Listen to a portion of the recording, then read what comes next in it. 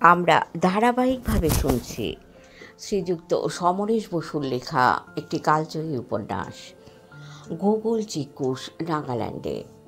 প্রথম 4টি পর্বে আমরা শুনেছি গোকুল তার বাবা মা এবং জটু মামার সঙ্গে তার প্রিয় কুকুর চিক্কুশকে নিয়ে গিয়েছে কোহিমা। সেখানে মিস্টার হারালুর বাড়িতে পৌঁছে গোকুল একেবারে স্তম্ভিত হয়ে যায় কিছু ঘটনা জানতে পেরে। ওনারা ভীষণভাবে কুকুরের মাংস খেতে ভালোবাসেন এবং মিস্টার হারালুর বড় ছেলে কুম্ভ তাদের পোষা অ্যালসেশিয়ান কুকুর মেরে খেতেও এতটুকু পিছপা হয়নি। ইতিমধ্যে মিস্টার হারালু ছোট ছেলে আলেবোর সঙ্গে গোকুলের বেশ বন্ধুত্ব হয়, কিন্তু আলেপো ঠাকুরদা ও তাদের বাড়ির চাকরের যে সলা পরামর্শ গোকুল শুনতে পায় সেটা শুনে সে স্তম্ভিত হয়ে যায়, কারণ ঠাকুরদা এবং ল্যামচেন চিক্কুশকে খাওয়া নিয়েই আলোচনা করছে। এরপর আজ শুনবেন 5ম পর্ব। গোকুলের পিঠে হঠাৎ একটা আলতো ছোঁয়া লাগলো। আলেবো ভেবে পিছন ফিরেই দেখল মাউলি ওর গা ঘেঁষে দাঁড়িয়ে আছে। রান্নাঘরের আলোতেই ও মাউলির মুখটা দেখতে পেল, আর এই প্রথম মাউলিকে ও হাসতে দেখল। দেখে ভালো তো লাগলোই না, বরং গায়ের মধ্যে কেমন যেন কাঁটা দিয়ে উঠল। কোনো রকমে মাউলির পাশ কাটিয়ে কাঠের সিঁড়ি বেয়ে নেমে এলো। পিছনের উঠোন পেরিয়ে ঘরে ঢোকবার আগে একবার পিছন ফিরে দেখল মাউলি তখনও দরজার বাইরে দাঁড়িয়ে আছে, গোকুলকে দেখছে। গোকুল ঘরের মধ্যে ঢুকে পড়ল। এমন কিছু ঘটনা এটা নয়, কিন্তু গোকুলের বুকের মধ্যে কেমন ধকধক করছে। ঘরের ভিতরে ঢুকে দেখল রেকর্ডে মিউজিক বাজছে।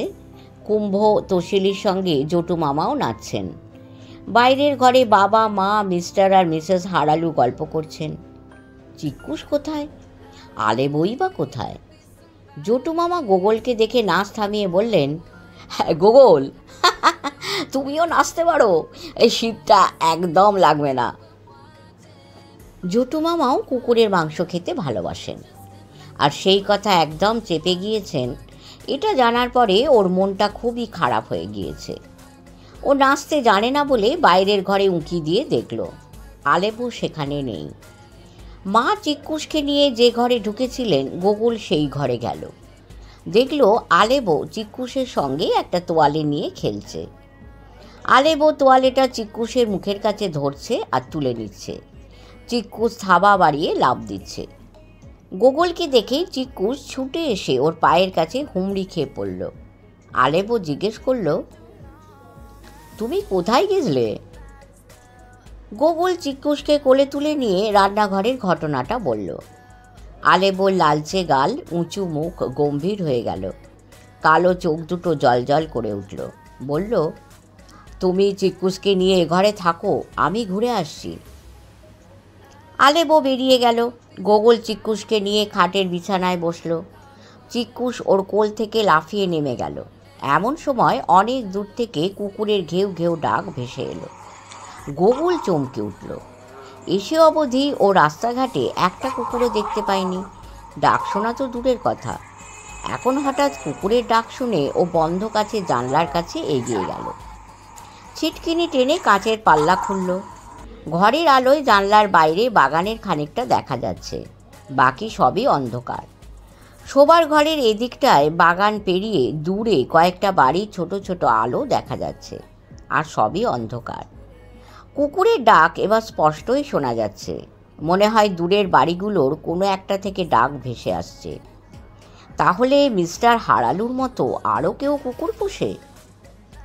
গোকুল যখন দূরের দিকে তাকিয়ে একথা ভাবছে, তখনই বাগানের ধারে নিচের পাহাড়ের গা বেয়ে ওঠা বাঁশঝাড়ের ডগার কাছে একটা ছায়া মূর্তিকে দেখা গেল, যেন সে নিচের বাঁশঝাড় থেকেই উঠে এলো। তার মাথাটা এদিক ওদিক নড়তে দেখা গেল। তারপরে সে ঘরের দিকে এগিয়ে আসতে গিয়ে থমকে দাঁড়িয়ে পড়ল, যেন এতক্ষণ সে জানালার সামনে গোকুলকে দেখতে পায়নি। এখন দেখতে পেয়ে এক মুহূর্ত দাঁড়িয়েই পিছন ফিরে বাঁশঝাড়ের পাশ দিয়ে ডান দিকের অন্ধকারে মাথা নিচু করে মিশে গেল। ডান দিক তো এবারের পিছন দিক, মূর্তিটা কার? ল্যাম্পচেনের? বোঝা গেল না। ল্যাম্পচেন একটু বেটে গাঁটটা গোট্টা চেহারার, ছায়াটাকে যেন ঠিক তেমন মনে হলো না। মাচু হতে পারে কি? যেই হোক, সে যে এ ঘরের দিকে আসছিল তাতে কোনো সন্দেহ নেই। কিন্তু কেন আসছিল? আর ওরকম চুপি চুপি চোরের মতোই বা কেন? পিছনে দরজার কাছে শব্দ হতেই গোগল চমকে ফিরে তাকালো। আলেবো ঘরে ঢুকলো। অথচ গোগল এমন চমকে উঠেছে ওর বুকের মধ্যে ধকধক করছে। আসলে পরপর এমন কয়েকটা ঘটনা ঘটেছে যাতে ওর মন উদ্বেগে ভরে গিয়েছে। মিস্টার মুখার্জির বাড়ি গিয়ে তার কুকুরের মাংস খেতে ভালো লাগার কথাটা মোটেই ভালো লাগেনি। জটু মামাই সব থেকে বেশি আঘাত করেছেন। তিনিও কুকুরের মাংস খেতে ভালোবাসেন। এ বাড়িতেও আলেবো ছাড়া সবাই কুকুরের মাংস পছন্দ করেন। এমনকি বাড়ির কুকুর মেরে বন্ধুদের ভোজ দিয়েছে আলেবোর দাদা কুম্ভ। সব থেকে সন্দেহজনক চরিত্র হলো ল্যাম্পচান আর আলেবোর ঠাকুরদা। ঠাকুরদা ল্যাম্পচানের সঙ্গে যে কুকুরের মাংসের কথা বলছিলেন তাতে কোনো সন্দেহ নেই। তারপরে একটু আগেই গোগল যে লোকটাকে বাগানের বাঁশঝাড়ের দিক থেকে আসতে আর পালিয়ে যেতে দেখল, সেই বা কে? আলেবোর মুখ গম্ভীর। শুধু গম্ভীর নয়, ও লাল গাল আর কালো চোখ দুটো যেন জলজল করছে। ও গোগলের দিকে এগিয়ে এলো। গোগল ওর মুখের ভাব বিশেষ লক্ষ্য করেনি। প্রথমেই জিজ্ঞেস করল, আলেবো, আমি একটু আগে একটা কুকুরের ডাক শুনতে পেয়েছি। ডাকটা ওই দিক থেকে আসছিল, অথচ এসে অবধি আমি তো একটা কুকুরও রাস্তায় দেখতে পাইনি। গোগল জানালার দিকে হাত তুলে দেখালো। আলেবো বলল, তুমি ঠিকই শুনেছ, ওটা হলো সেক্রেটারি মিস্টার জোপি আঙ্গার বাড়ির কুকুর। আমাদের বাড়ি থেকে বেশি দূরে নয়, একটু উঁচুতে, 1.5 ফার্লং দূরে। ওটা হলো টিবেটান অ্যাপসো, তোমার চিক্কুসের মতোই প্রায় দেখতে। তবে মিস্টার জোপি আঙ্গার কুকুরের বয়স বেশি, দেখতেও বড়। 4 বছর বয়স নিশ্চয়ই হয়েছে, কিন্তু কোনো বিশ্বাস নেই। তবে তুমি খেয়াল করনি গোগল, ওই কুকুরটা আগে কালকেও ডেকেছে, আজকেও ডেকেছে। গোগল অবাক চোখে তাকিয়ে জিজ্ঞেস করল, কেন বিশ্বাস নেই? বিশ্বাস নেই মানে? কোনো বিশ্বাস নেই মানে কোনো বিশ্বাস নেই? আলেবো গোগলের মুখের দিকে তাকিয়ে বলল, কোন দিন শুনবো টিবেটান অ্যাপসোকে কোনো উৎসবের দিনে ভোজ দেওয়া হয়েছে? কথাটা শুনেই গোগলের বুক আবার ধক ধক করে উঠল। জিজ্ঞেস করল, মানে? তুমি বলছো এই পোষা কুকুরটিকেও খাওয়া হবে? হ্যাঁ, অসম্ভব নয়। আলেবো বলল, তুমি অবাক হচ্ছ কেন? আমাদের অ্যালসেসিয়ানকে খাওয়া হয়নি। পোষা মানে এই নয় যে তাকে খাওয়া হবে না। এরকম ঘটনা আমি কয়েকটা ঘটতে দেখেছি। তুমি আমাদের দেশের মিথুনের নাম শুনেছ? গোগল মাথা ঝাঁকিয়ে বলল, শুনেছি, এখনো দেখিনি। আমাদের চিড়িয়াখানায় আছে, তোমাকে দেখাবো। আলেবো বলে, মিথুন এখন খুবই কমে গেছে। খুব বড় কোনো উৎসব না হলে মিথুন মেরে খাওয়া হয় না। যারা খুব বড় লোক একমাত্র তারাই মিথুন পোষে। কী জন্য পোষে? খাওয়ার জন্যই তো। তাহলে পোষা কুকুর কেন খাবে না? গোগল পাশের ঘরে শুনতে পেল কিছু মিউজিকের সঙ্গে গোলমালও চলছে। বোধহয় ওদের নাচ খুব জমে উঠেছে। গোগল এ কথার কোনো জবাব দিতে পারল না। আলেবো ভুল কিছু বলেনি। এ যেন অনেকটা খাসি পাঁঠা পোষার মতো। কুকুরও যখন খাদ্যবস্তু, তখন পোষা হলেও তাকে খাওয়া যায়, এতে অন্যায় কিছুই নেই। কিন্তু গোগলের মুখটা শুকিয়ে গেল।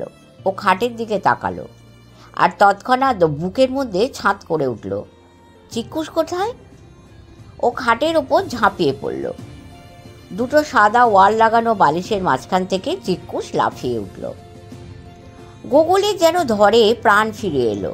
চিক্কুসের সাদা লোম ভরা শরীরটা বালিশের সঙ্গে মিশেছিল। গোগল ঝাঁপিয়ে পড়তেই চিক্কুসও খেলা পেয়ে গেল। ও লাফিয়ে উঠে বাঘের মতো ওঁত পেতে বসল। গোগল হাত বাড়াতেই প্রায় ডিগবাজি খেয়ে বিছানার অন্যদিকে চলে গেল। আলেবো জিজ্ঞেস করল, আর তুমি তখন ওরকম চমকে উঠলে কেন? জানলার কাছে দাঁড়িয়ে কুকুরের ডাক শুনে ভয় পাচ্ছিলে? না। গোগলের মুখে আবার ভয় আর সন্দেহ ফুটে উঠল। ও বাগানের দিকে লোকটার কথা বলল। আলেবো গম্ভীর মুখে কথাটা শুনল, তারপর ওর ভুরু কুঁচকে উঠল। জানলার কাছে গিয়ে কাঁচের পাল্লা খুলে দেখল, দেখে পাল্লা দুটো বন্ধ করে ফিরে এলো। বলল, ল্যাম্পচান আসেনি, ওকে আমি রান্নাঘরে দাদুর কাছেই দেখে এলাম। তোমার কি মনে হয় মাউলি হতে পারে? গোগল মাথা নেড়ে বলল, আমি কিছুই বুঝতে পারিনি। আলেবো গম্ভীর চালে দুটো ঠোঁট টিপে গভীর চিন্তায় ডুবে গেল। গোগলোর মুখের দিকে উৎসুক চোখে তাকিয়ে রইল। চিক্কুস তখন পায়ে থাবা দিয়ে বিছানার চাদর আঁচড়াচ্ছে। প্রায় 1 মিনিট পরে আলেবো বলল, মাউলি আর মাছু ছাড়া কে হতে পারে? বাকিরা তো সব ঘরের মধ্যেই রয়েছে। দাদা কুম্ভ আর দিদি তসিলির সঙ্গে তো মজুমদার আঙ্কেল গল্প করছেন, তুমি তো শুনতেই পারছো, তারা নাচে গানে মশগুল। আলেবো খাটের ওপর বসলো। গোগল জিজ্ঞেস করলো, তুমি কোথায় গেছিলে? রান্নাঘরে। তোমার কথা শুনে আমি শুনতে গেছিলাম দাদু আর ল্যাম্পচান কি কথা বলছে। তুমি যা শুনেছ ঠিকই শুনেছ, চিক্কুসের কথাই হচ্ছিল। আমি খুব রেগে গিয়ে দাদুকে বললাম, কেন তোমরা চিক্কুসের কথা বলছো? দাদু হেসে বললেন, এতে তোমার রাগ করার কিছুই নেই। তুমি জানো, সেক্রেনি গেনা মানে উৎসবে আমরা বড় কুকুর মেরে থাকি। এবার মার্চ মাসেও আমাদের গ্রামে সেক্রেনি গেনার দিন একটি মাত্র বড় কুকুর পাওয়া গেছিল। আর আমরা আঙ্গামিরা কখনো আমাদের শিকারি কুকুরদের মারি না, তাদের লেজ আর কান কেটে দেওয়া হয়। তারা মারা গেলে কাপড় জড়িয়ে বাড়ির সামনেই মাটিতে পুঁতে দিই। যে কুকুর শিকারি নয় তাদের খেতে কোনো দোষ নেই। আমরা আমাদের অতিথির কুকুরকে নিশ্চয়ই খাবো না, কিন্তু খাবার ইচ্ছে হওয়াটা অপরাধ নয়। দাদু অবশ্য ভুল কিছু বলেননি, যা বলবার সত্যি কথাই বলেছেন। কিন্তু ল্যাম্পচনের হাসিটা আমার মোটেই ভালো লাগেনি। ও হচ্ছে গেঁয়ো মানুষ। দাদু সেকালের লোক হলেও অন্যায় কিছু করবেন না, কিন্তু অশিক্ষিত ল্যাম্পচন বা মাউলি এরা সেকেলে তো বটেই, আর অশিক্ষিত। এদের মাথাও মোটা। মোটা মাথায় একটা কিছু চেপে বসলে কি করবে বলা যায় না। ল্যাম্পচনের সঙ্গে কথা বলে বুঝলাম চিক্কুসের দিকে ওর নজর পড়েছে। গোগল প্রায় দমবন্ধ গলায় জিজ্ঞেস করলো, নজর পড়েছে মানে?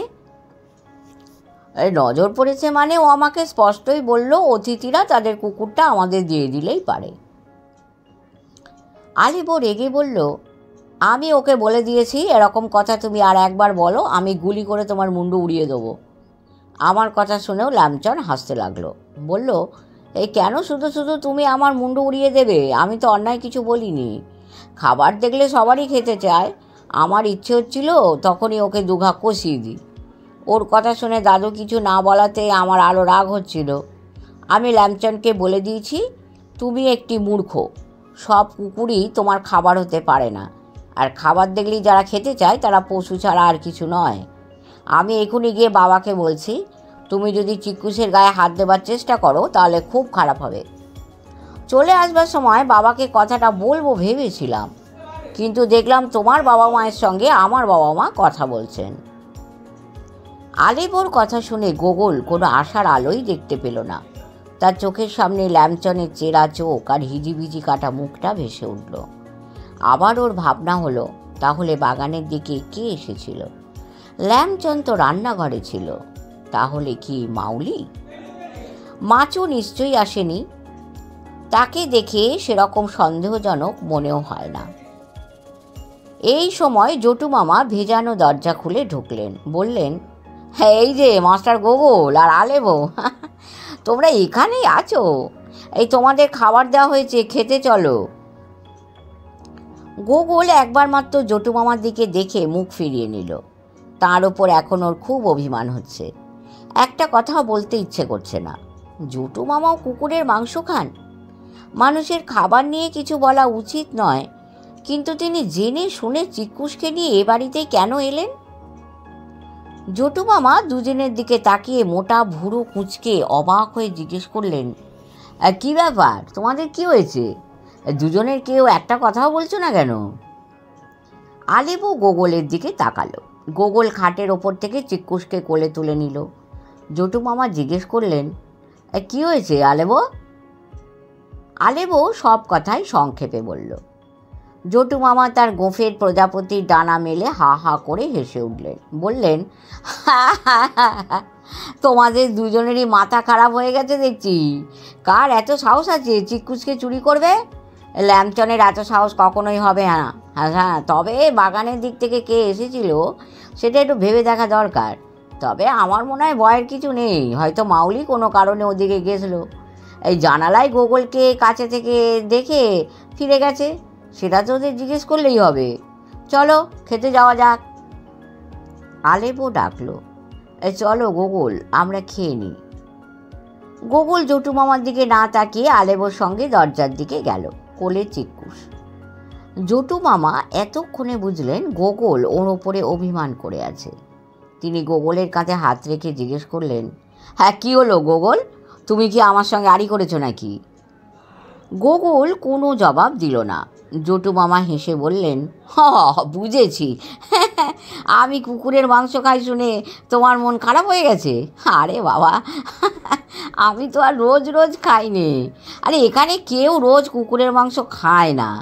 রোজ খাবার মতো এত কুকুর পাবে কোথায়? আমি হয়তো 2-4 বার খেয়েছি, তা বলে তোমার চিক্কুসকে খাবো? এই এমন কথা তুমি ভাবতে পারছো? গোগল অভিমানের স্বরে বলল, আমি মোটেই তা ভাবছি না, কিন্তু আপনি একবারও বলেননি আপনি কুকুরের মাংস খান। হ্যাঁ, সে কথা অবশ্য তুমি বলতে পারো।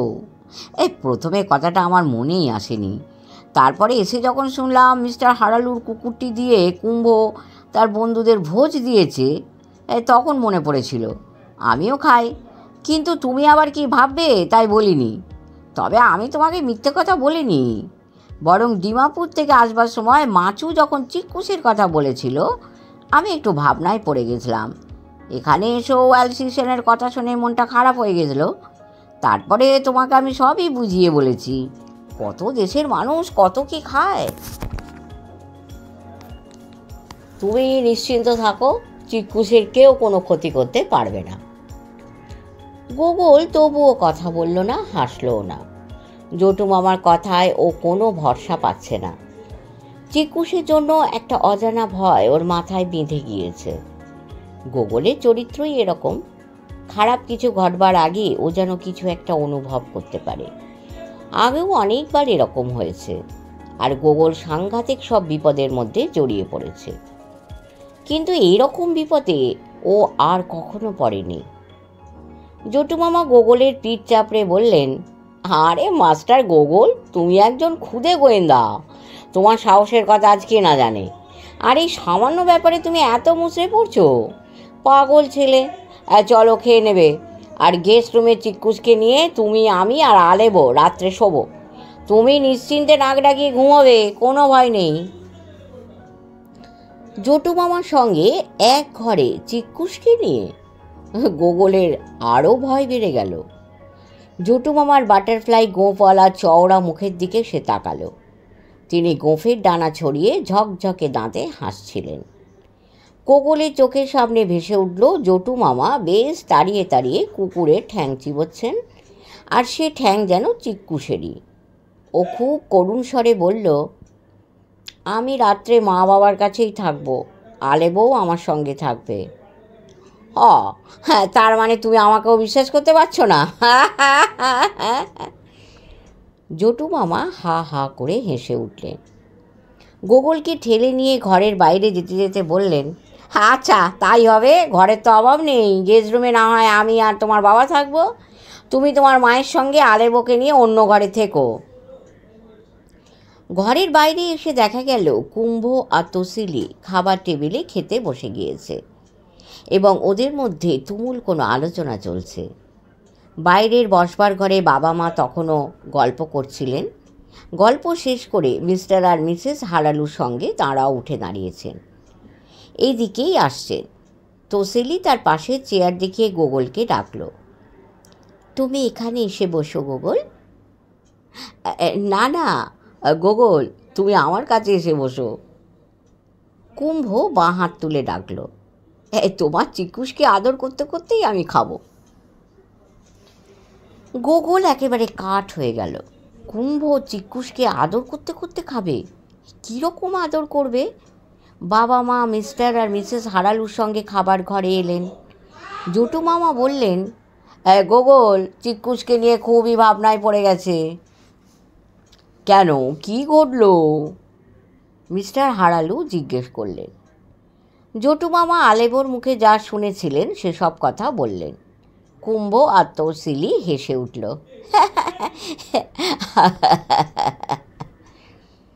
কিন্তু মিস্টার আর মিসেস হারালু হাসলেন না। তারা দুজনে দুজনের দিকে তাকালেন। মিসেস হারালু বললেন, ল্যামচান খুবই সেকেলে, বোকা আর খুব লোভী। তা বলে নিশ্চয়ই ওর এত সাহস হবে না চিকুসকে খেয়ে ফেলবে।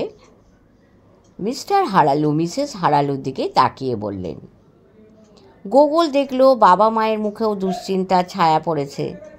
দুজনেই যেন কেমন হতভম্ব হয়ে পড়েছেন। মা গোগলের কোলে চিকুসকে দেখলেন।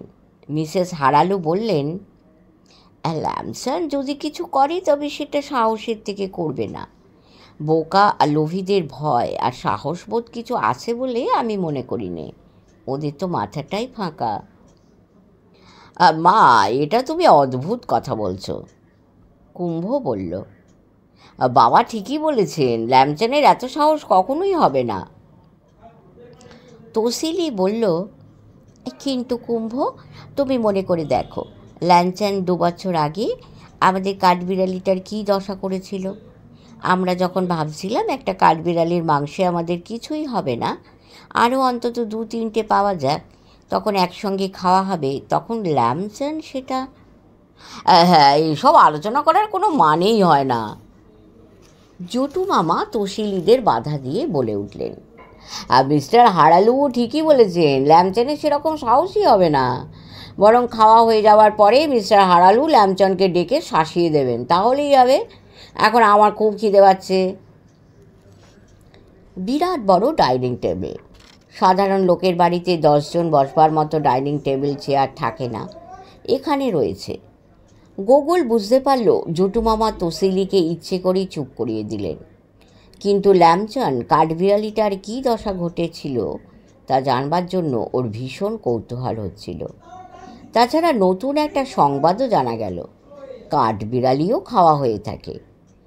অবশ্য গোগল বিষ্ণুপুরে ওর মাসিমার বাড়ি বেড়াতে গিয়েই জেনেছিল সাঁওতালরা কাঠবিড়ালির মাংস খায়, এমনকি সাপ আর বনবিড়ালের মাংসও। কিন্তু কাঠবিড়ালির মতো সুন্দর নিরীহ জীবকে খেতে কি কোনো কষ্ট হয় না?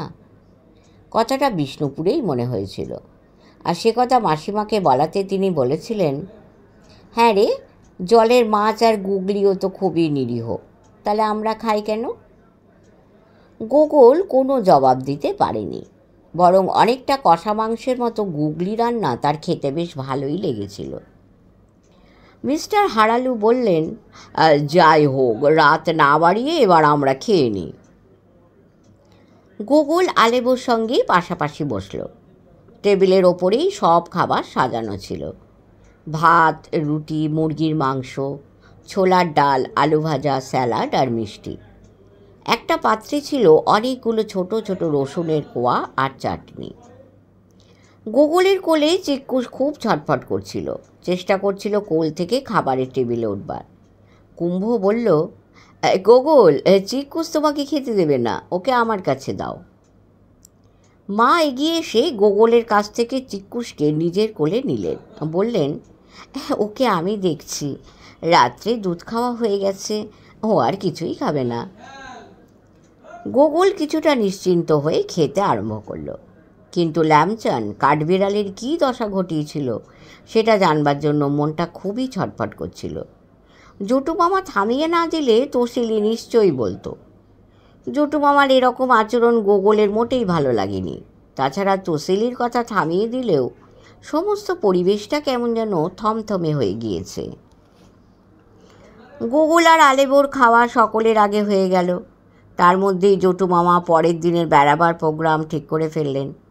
মিস্টার হারালু অফিসে যাবেন, কুম্ভ আর তসিলি যাবে কলেজে এবং স্কুলে। আলেব ও গোগলের সঙ্গেই থাকবে।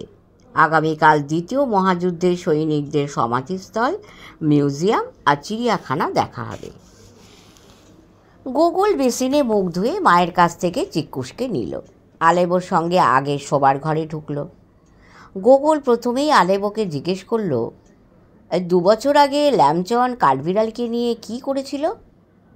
আলেব বলল, আমি ঘটনাটা চোখে দেখিনি, তখন আমি স্কুলে ছিলাম। বাড়ি এসে শুনলাম ল্যামচন ওর গ্রামে চলে গেছে। তারপর কাঠবিড়ালটার খোঁজ নিতে গিয়ে শুনলাম ল্যামচন ওকে মেরে ছাল ছাড়িয়ে ঝলসে নিয়ে খেয়ে ফেলেছে। চামড়াটা নিয়ে যায়নি, সেটা এখনও আমাদের কাছে আছে। তারপরে ওর ভয় হয় বাবা নিশ্চয়ই বাড়ি ফিরে ওকে শাস্তি দেবেন, ও গ্রামে পালিয়ে যায়। তবে আমার মনে হয় মাউলি বোধহয় ব্যাপারটা জানতো। একেবারে চুপি চুপি সব ব্যাপারটা করা ওর পক্ষে সম্ভব ছিল না। তারপরে ও আবার তোমাদের এখানে ফিরে এলো কেমন করে? গোকুল অবাক হয়ে জিজ্ঞেস করলো। আলেপ বলল, এই কেমন করে আর, 1 মাস বাদে ফিরে এলো। বাবা রাগ তখন পড়ে গেছিল। ও বাবা মার কাছে ক্ষমা চায়। মা ওকে বললেন, তোমার কি তেরহমার ভয় নেই? তেরহমা কি? গোগল জিজ্ঞেস করল। আলেপ বলল, তেরহমা হলেন ঈশ্বর। ঈশ্বর তো অনেক আছেন। যারা মিথ্যে কথা বলে বা কোনো পাপ করে, তেরহমা তাকে মেরে ফেলেন, আর তার আত্মা মাটির তলায় চলে যায়। সেখানে সে অনেক রকম শাস্তি পায়। মার কথা শুনে লামচান বারবার তেরহমার নাম করে কাঁদতে লাগলো। বাবা বললেন, ঈশ্বরের শাস্তি তো তোমাকে পেতেই হবে। তার যখন সময় হবে তখনই তুমি শাস্তি পাবে। এখন কাজে লেগে যাও, আর কখনো ওরকম কাজ করো না। আর কখনো কোনো অন্যায় কাজ করেনি? গোগল জিজ্ঞেস করল। আলেপ মাথা নেড়ে বলল, না, সেরম কিছু করেনি। তবে ও তো ভীষণ বোকা। ও একবার আমাদের ঘরের আগুন নিভিয়ে ফেলেছিল। আগুন নিভিয়ে ফেলেছিল মানে? আমাদের ঘরে সব সময় একটু আগুন জ্বলবেই, তার জন্য আলাদা ব্যবস্থা আছে। সে আগুন কখনো নিভবে না, নিভলে অমঙ্গল হয়। ল্যামচান একবার সে আগুন নিভিয়ে ফেলেছিল। তাতে ঠাকুরদাই ওর ওপরে সব থেকে বেশি চটেছিলেন, তাড়িয়েও দিতে চেয়েছিলেন। সেবার মা ওকে রক্ষা করেন। গোগল আলেবর সব কথায় মন দিয়ে শুনল। ভাবল কত দেশের, কত লোকের কত রকম বিশ্বাস। ওদের কলকাতার পাড়ার প্রতিবেশীদের বাড়িতেও দেখেছে ঘরের মধ্যে সব সময় একটা প্রদীপ জ্বলে। সেটা কখনো নেভানো হয় না। ওটা নাকি চিরকাল ধরেই জ্বলছে আর জ্বলবে। আলেপুর কথা শুনে ওর আরেকটা নতুন অভিজ্ঞতা হলো। কিন্তু ও আর জেগে থাকতে পারছে না। আবার চিক্কুসের জন্য ভয়ও করছে। ও মনে মনে বলল, চিক্কুসের যদি কেউ ক্ষতি করে তাহলে যেন তেরহমা তাকে শাস্তি দেন। ও চিক্কুসকে নিয়ে খাটের উপর উঠল। বলল, আলেব, আমার খুব ঘুম পাচ্ছে। হ্যাঁ, আমারও। এসো আমরা দুজনেই শুয়ে পড়ি। তোমার শীত করছে না? হ্যাঁ করছে, কম্বল তো রয়েছে। চিক্কুসও মনে হয় ঘুমোবে। ও একদম চুপ হয়ে গেছে। কিন্তু দরজাটা কি খোলা থাকবে? হ্যাঁ থাক, এ ঘরে আজে বাজে লোক ঢুকতে সাহস পাবে না। আলোটা জ্বলতে থাক। গোগল চিক্কুসকে শুইয়ে দিতেই ও গুটি সুটি বেড়ে ঘুমিয়ে পড়ল। গোগল আর আলেবও কম্বল জড়িয়ে পাশাপাশি শুয়ে পড়ল। গোগল ভাবল, জটু মামা তসিলিকে থামিয়ে দিলেন কেন? গোগলের ঘুম ভাঙল খুব ভোরে। স্বপ্ন দেখছিল কিনা নিজেরই মনে পড়ল না, অথচ ঘুমটা ভাঙল একেবারে আচমকা। ঘুম ভেঙেই উঠে বসল। পাশে শুয়ে আছে আলেব। তারপরেই চোখ ফেরালো, যেখানে চিক্কুস শুয়েছিল সেদিকে। চিক্কুস সেখানে নেই। গোগল গায়ের কম্বল ফেলে দিয়ে খাটের আশেপাশে দেখল, চিক্কুস নেই। গতকাল রাত্রে এই বিছানায় আর কেউ শুয়েছিল কিনা গোগল জানে না। ও ধড়মড়িয়ে খাট থেকে নেমে মাঝের কার্পেটে নামল। দেখল মায়ের হাত ব্যাগ একটা বালিশের পাশে। তাহলে কি মা রাত্রে এখানে শুয়েছিলেন? গোগল কাঁচের জানলার দিকে তাকালো, সেখানে পর্দা টানা। বাথরুমের দরজার দিকে তাকালো, মনে হলো বাথরুমের দরজা ভেতর থেকে বন্ধ। হয়তো মা গিয়েছেন। ঘরের দরজাটার ভিতর থেকে ছিটকিনি আটকানো নেই, ভেজানো রয়েছে। ঘরের ভিতরটা আবছা অন্ধকার। কিন্তু চিক্কুশ গেল কোথায়? গোকুল যখন ধর্মরিয়ে খাট থেকে নামছিল, আলেবো তখনই জেগে গিয়েছে। ও উঠে বসেই গলা বন্ধ ফুল হাতা সোয়েটার গায়ে চাপালো। গোকুলের সোয়েটারটা নিয়ে খাটের নিচে নেমে বলল, গোকুল, এটা গায়ে দিয়ে নাও, নইলে ঠান্ডা লেগে যাবে। গোকুলের তখন শীতের কোনো বালাই নেই। খাটের নিচে উঁকি দিয়ে ভালো করে দেখল, চিক্কুশ সেখানে নেই। উঠে দাঁড়িয়ে ঘরের চারপাশে কোথাও দেখতে না পেয়ে গোকুল প্রায় দমবন্ধ স্বরে বলল, আলেবো, চিক্কুশকে দেখতে পাচ্ছি রে। আলেবো গোকুলের হাতে সোয়েটার দিয়ে নিজে জুতো মোজা পরতে পরতে বলল, তোমার মা হয়তো ওকে নিয়ে বাইরে গেছেন, কিন্তু এখন কি দিন হয়েছে? গোকুলুর গলা বন্ধ পুরো হাতওয়ালা সোয়েটার গায়ে দিল, জুতো মোজা পরতে পরতে বলল, এখন যদি রাত হতো তাহলে কি ঘরে সব কিছু দেখা যেত? অন্ধকার থাকতো নিশ্চয়ই। হ্যাঁ, ঠিক বলেছ। আলেবো লজ্জা পেয়ে হেসে বলল, আমরা আরও বেলায় ঘুম থেকে উঠি। গোকুল বলল, মনে হয় আমার মা রাত্রে খাটে শুয়েছিলেন। জানি নে মা বাথরুমে গেছেন কি না, কিন্তু চিক্কুশ কোথায় যেতে পারে? আলেবো তখন কাঁচের জানলার পর্দা সরিয়ে বাইরে তাকালো। গোকুলও ওর পাশে এসে দাঁড়ালো। দিনের আলো এখনও ফোটেনি, সবে ভোর হয়েছে, আর হালকা কুয়াশাও রয়েছে। রাস্তার আলো এখনও জ্বলছে। বাইরে একটাও লোক বা গাড়ি দেখা যাচ্ছে না। বাতাস নেই, গাছপালা নড়ছে না। বাঁশ পাতায় আর বাগানের গাছগুলোর পাতার ফুলে সব শিশির পড়েছে। কাক কিংবা অন্য কোনো পাখি শোনা যাচ্ছে না, চোখেও পড়ছে না। গোকুল মনে করতে পারছে না এখানে ও কোনো পাখির ডাক শুনেছে কিনা। বাইরে অস্পষ্ট বাড়ি, পাহাড়ের চূড়া দেখা যাচ্ছে। নিচের উপত্যকার উপরে সাদা মেঘ জমে আছে। গোটা পাহাড়ি দেশটা যেন রূপকথার ঘুমন্ত রাজপুরীর মতো ঘুমিয়ে আছে। কোথাও কোনো সারা শব্দ নেই। আলেবো ঘাড় কাত করে বাড়ির পিছন দিকে দেখল। ওর ভুরু জোড়া কুঁচকে উঠল। বলল, গোকুল, চলো আমরা বাইরে যাই, চিক্কুশ হয়তো দরজা খোলা পেয়ে বেরিয়ে গেছে। গোকুলের বুকটা ধক করে উঠল। চিক্কুশ বেরিয়ে গিয়েছে? কি করে যাবে? দরজা তো ভেজানো। চিক্কুশ কি দরজা ঠেলে ফাঁক করে বেরোতে পারে? আলেবো ততক্ষণে দরজার কাছে চলে গিয়েছে। গোকুল আলেবোর সঙ্গে ঘরের বাইরে এলো। বাঁ পাশে আরও দুটো ঘর, কাঠের বারান্দা, বন্ধ কাজের জানলা দিয়ে সব ঘেরা। ডান দিকে গেস্ট রুম, তারপরে বড় বসবার ঘরটা অন্ধকার। খাবার ঘর থেকে রান্নাঘরে যাবার দরজা খোলা, কিন্তু বাড়ির পিছনে যাবার দরজাটা বন্ধ। চিক্কুশ তাহলে বাড়ির মধ্যেই কোথাও আছে, বাইরে বেরোবার কোনো দরজাই খোলা নেই। গোকুল বলল, আমি বাইরের ঘরটা দেখে আসি। চিক্কুশ ওদিকেই হয়তো গেছে। অন্য সব ঘরের দরজা তো বন্ধ। তুমি আমার সঙ্গে এসো গোকুল। আলেবো রান্নাঘরে যাবার দরজার দিকে যেতে যেতে বলল, ও গোকুল, ও ঘরটা পরে দেখলেও চলবে। গোকুলের কানে আলেবোর কথাগুলো কেমন ব্যস্ত শোনালো। খাবার ঘরের থেকে রান্নাঘরে যাবার সরু করিডোর অন্ধকার। সারা বাড়ির মধ্যে রান্নাঘরটাই বোধহয় সব থেকে বড়। সে ঘরের মাঝখানে কাঠের আগুনের অঙ্গার দেখা যাচ্ছে। অল্প ধোঁয়া উঠছে, আর একপাশে কয়েকটা পাথরের চাংড়ার মাঝখানে টিম টিম করে আগুনের শিখা জ্বলছে। এই বোধহয় সেই অনির্বাণ আগুন। কিন্তু সেই আগুনের আলোয় ঘরের কিছুই প্রায় দেখা যাচ্ছে না। একদিকে কাঁচের জানালা বন্ধ, পর্দা ঢাকা নেই।